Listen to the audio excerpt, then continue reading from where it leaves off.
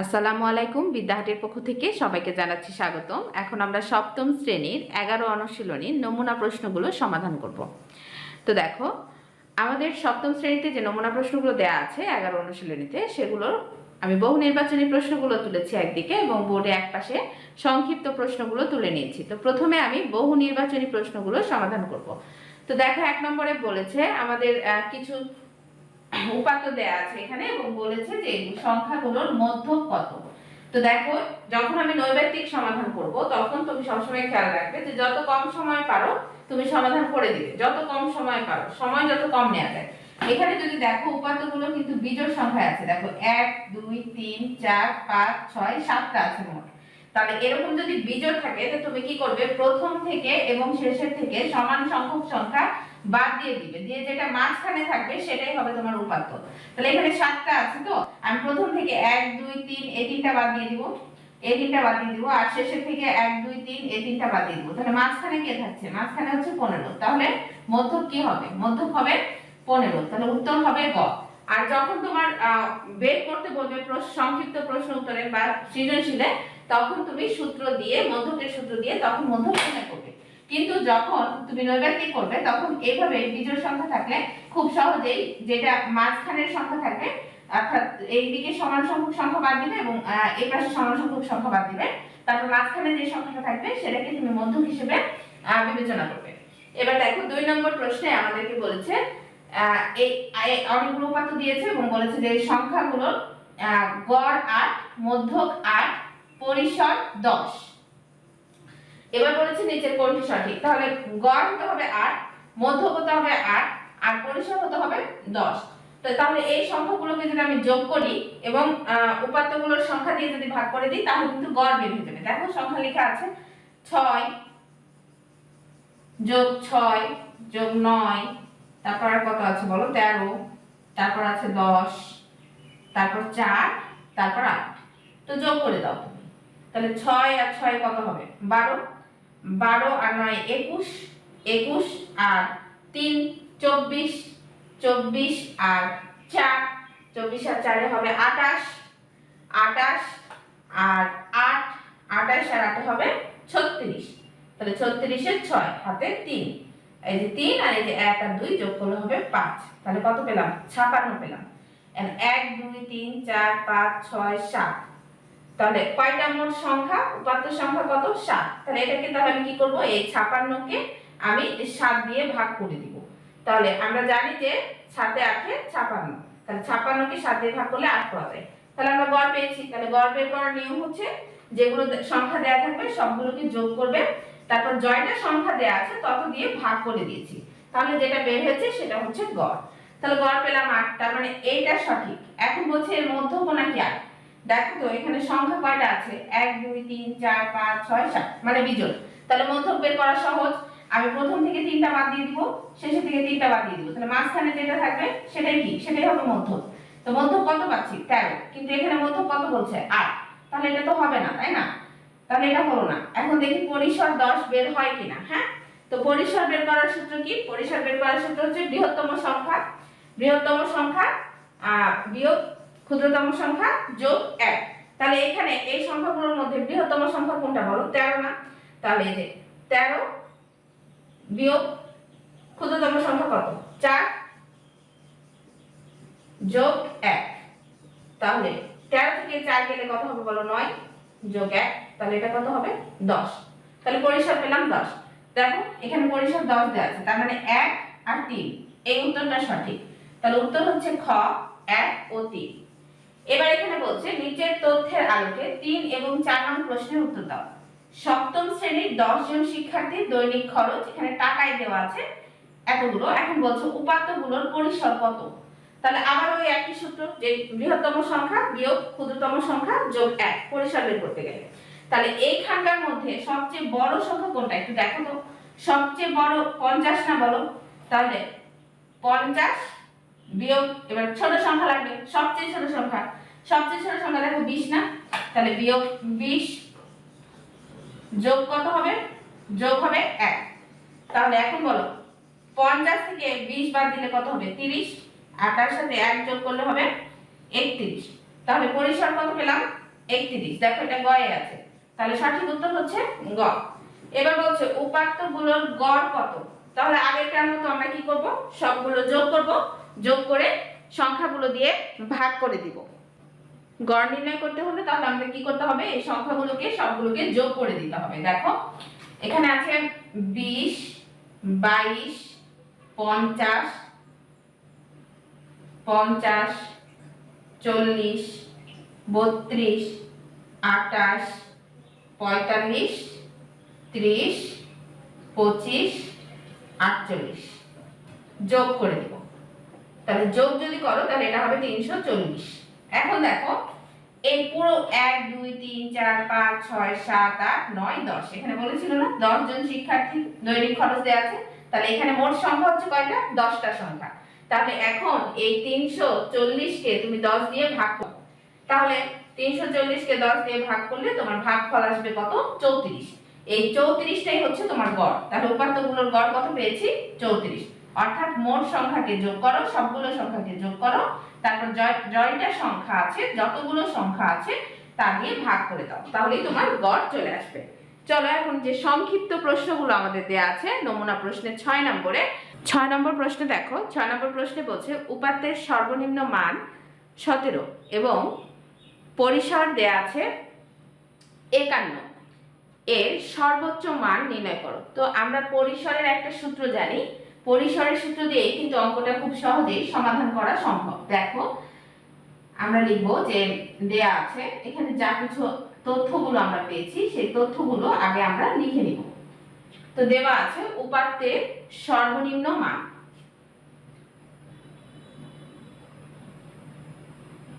উপাত্তের সর্বনিম্ন মান 17, সর্বোচ্চ মান তো দেয়া নাই, পরিসর দেয়া আছে, তাহলে আমরা লিখে দিব পরিসর 51 আর সর্বোচ্চ মান আমাদের নির্ণয় করতে বলেছে। তাহলে আমরা সূত্রটা লিখে ফেলব, যে আমরা জানি পরিসর সমান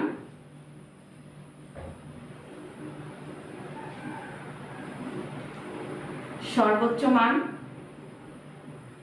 বিয়োগ সর্বনিম্ন মান যোগ 1, এটা আমাদের পরিসরের সূত্র। এখন দেখো আমাদের যে মানগুলো দেয়া আছে সেই মানগুলো আমরা শুধু লিখে নিব। তো একটু যদি তুমি খেয়াল করো তাহলে দেখতে পাবে এখানে পরিসর সমান 51 দেয়া আছে, তাহলে পরিসরের নিচে আমি শুধু 51 লিখলাম বা দিয়ে। সর্বোচ্চ মান তো আমরা জানি না, এটা আমাদের বের করতে বলেছে, তো আমরা সর্বোচ্চ মান যেটা সেটা শুধু রেখে দিব, সর্বোচ্চ মান আমরা রেখে দিলাম, বিয়োগ সর্বনিম্ন মান দেখো দেয়া আছে 17, তাই সর্বনিম্ন মানের জায়গায় আমি 17 লিখেছি। এইবার আমরা সাধারণ অঙ্কের নিয়ম অনুসারে সমানের বাম পক্ষটাকে ডান পক্ষে এবং ডান পক্ষটাকে বাম পক্ষে নিয়ে যাব, অর্থাৎ সমানের এই পাশটাকে এই পাশে নিব এবং এই পাশটাকে এই পাশে নিব, তাহলে কিন্তু চিহ্নের কোনো পরিবর্তন হয় না। দেখো সর্বোচ্চ মান বিয়োগ 17 যোগ 1, এটা আমি এই পাশে নিলাম, বাম পাশে নিলাম, আর যেটা বাম পাশে ছিল 51 এটাকে আমি ডান পাশে রাখলাম।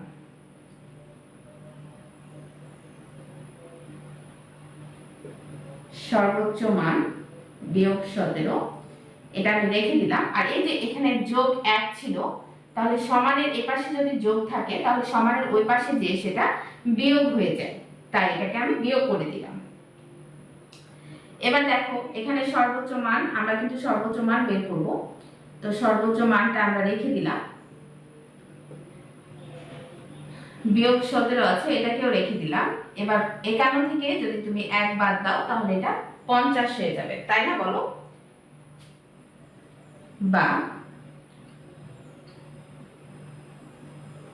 সর্বোচ্চ মান সমান 50, আর এই যে -17 ছিল তাহলে ওই পাশে গেলে এটা কি হয়ে যাবে, +17 হয়ে যাবে।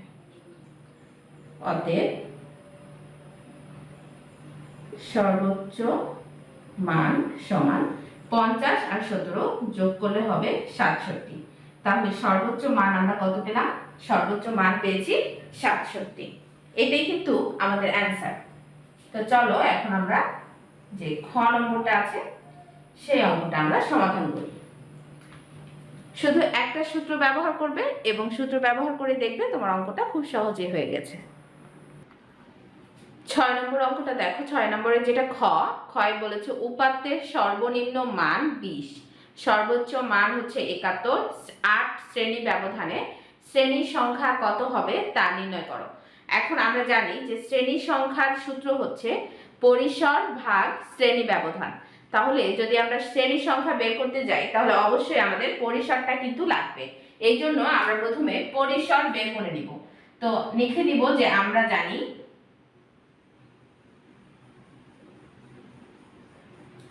পরিসর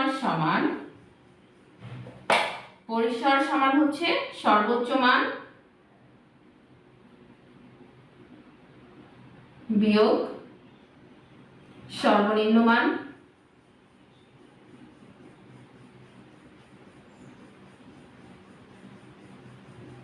যোগ 1। দেখো যে তথ্যগুলো আমার দেয়া ছিল আমি শুধু সেই তথ্যগুলো লিখে নিয়েছি উপরে দেয়া আছে দিয়ে। উপাত্তের সর্বনিম্ন মান দেয়া আছে 20 লিখেছি, সর্বোচ্চ মান দেয়া আছে 71 এটা লিখেছি এবং শ্রেণী ব্যবধান 8 দেয়া আছে সেটা আমি তুলে নিয়েছি। তারপর আমি পরিসরের সূত্রটা লিখে নিয়েছি। এখন পরিসরটা বের করতে হবে। তাহলে সর্বোচ্চ মান কত বলো তো? সর্বোচ্চ মান হচ্ছে 71 বিয়োগ সর্বনিম্ন মান হচ্ছে 20 আর এর সাথে যোগ 1।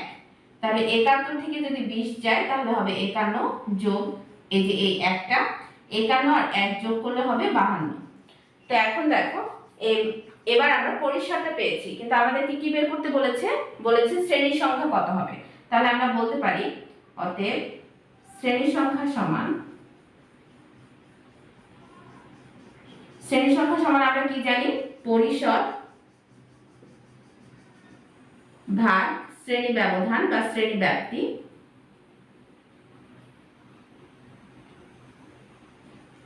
তাহলে পরিসর পেয়েছি 52 আর শ্রেণী ব্যবধান পেয়েছি এখানে দেয়া ছিল 8। 52 কে তুমি যদি 8 দিয়ে ভাগ করো তাহলে পাবে 6.5।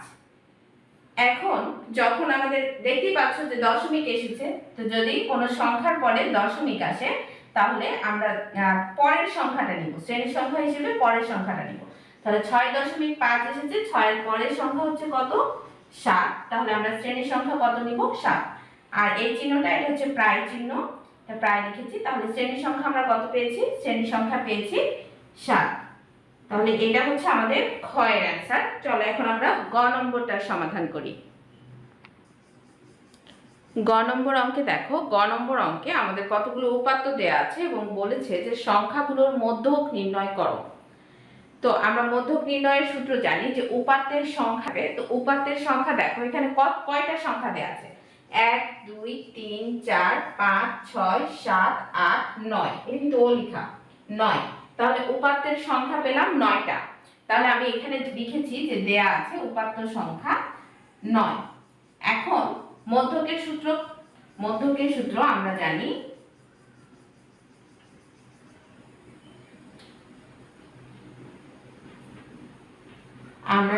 মধ্যক সমান উপাত্ত সংখ্যা। এই যে উপাত্ত সংখ্যা, তাহলে লিখি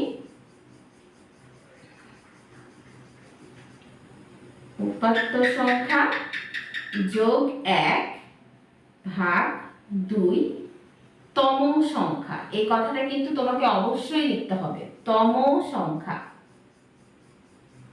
বা তম পদ লিখো তাহলেও হবে তম পদ।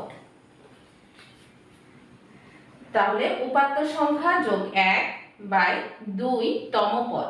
তাহলে এখানে উপাত্ত সংখ্যা কত? উপাত্ত সংখ্যা হচ্ছে 9। মোট সংখ্যা আছে 9টা, এই জন্য উপাত্ত সংখ্যা হচ্ছে 9 যোগ এই যে 1 লেখা আছে যে 1 ভাগ 2 আর এখানে আবারও লিখবো আমরা তম পদ। এখন 9 আর 1 এ যোগ করলে 10, 10 কে 2 দিয়ে ভাগ করব আর এখানে লিখে দিব তম পদ। এখন বলো তো 10 কে 2 দিয়ে ভাগ করলে কত হবে? 5। আর এই যে তম পদ ছিল এই যে 5তম পদ। তাহলে আমরা পেলাম অঙ্ক করে পেলাম যে 5তম পদ হচ্ছে আমাদের মধ্য। এখন আমরা দেখি যে 5তম পদ আসলে কোনটা। তাহলে দেখো, এটা হচ্ছে প্রথম পদ, এটা দ্বিতীয় পদ, এটা তৃতীয় পদ, এটা চতুর্থ পদ, আর এটা হচ্ছে পঞ্চম পদ। তো আমাদের পঞ্চম পদটাই হচ্ছে মধ্য। তাহলে পঞ্চম পদ কোনটা? পঞ্চম পদ হচ্ছে 3। আবার দেখো, এটা প্রথম পদ, এটা দ্বিতীয় পদ, এটা তৃতীয় পদ, এটা চতুর্থ পদ, আর এটা হচ্ছে পঞ্চম পদ। অর্থাৎ এখান থেকে 5 নম্বরে যেটা আছে, 5 নম্বরে আছে 3, তাহলে পঞ্চম পদ হচ্ছে 3, তাহলে মধ্যক হচ্ছে 3, তাহলে সমান আমরা লিখতে পারবো 3। এটাই হচ্ছে আমাদের অ্যান্সার। আর যদি আমাদের নৈবেদ্যিক করতে বলতো, তাহলে যেভাবে নৈবেদ্যিক তোমাদের সমাধান করতে বলেছি সেভাবে সমাধান করে দিবে, তাহলে দেখবে খুব সহজেই তোমাদের অঙ্কটা হয়ে গেছে। তো আজকের মতো এই পর্যন্তই, দেখা হবে আগামী পর্বে। তোমরা সবাই ভালো থেকো, সুস্থ থেকো, আল্লাহ হাফেজ।